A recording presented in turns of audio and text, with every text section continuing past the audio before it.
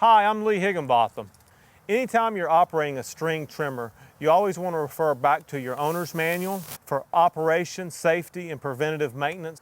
For some reason, if you do not have a copy of those, generally you can stop by your servicing dealer that represents it, or you could go online, and most reputable companies are going to have that online so you can download.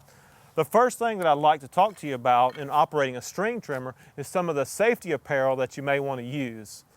First and foremost, it is critical that you pair safety glasses, because when operating a string trimmer, you're going to have grass and clippings coming at you. We want to make sure we wear some type of ear protection, whether they be ear plugs or some form of ear muffs that goes over your ears. Now, some people, when they're in heavy brush or heavy debris, like in the industrial environment, they'll actually operate the helmet system, which is very nice because it has all of the features compiled in one unit. You have a hard hat, ear protection, and facial cover right here in heavy brush. And this is a wonderful system to use. The next portion we need to talk about is mix, which would be your oil and gas. You want to make sure you refer back to your owner's manuals and get proper mix for these units and mix it to what they recommend, how many ounces per gallon.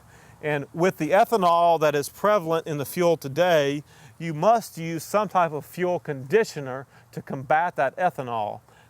When operating a trimmer, you either have a 080, an 095, a 105, or 130 size line. Every string trimmer in its size category has a recommendation of the size line. This particular unit runs an 095. It is very important that you operate these trimmers with the proper size line, or you will overheat the unit, or the tap and go head will not function properly, and that will create frustration and the unit will not properly operate. The next thing I'd like to cover is a little bit of maintenance on string trimmers. You have a simple spark plug. For the consumer, you're going to want to change and check about once a year. The air filter is going to be about once a year, unless you're running them in extended environment and large acreage lots.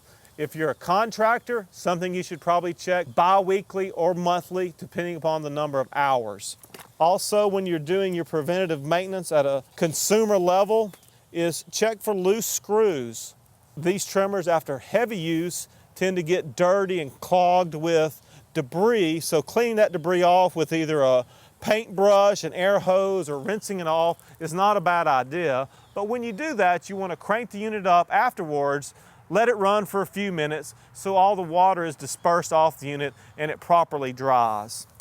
The last thing that I'm going to recommend that you do on a string trimmer is on the gear case, it has a service point, and they make a specific grease that goes into that gear case that you should lubricate about every 50 operating hours. We've covered safety, we've covered operation, and we've covered preventative maintenance on a string trimmer.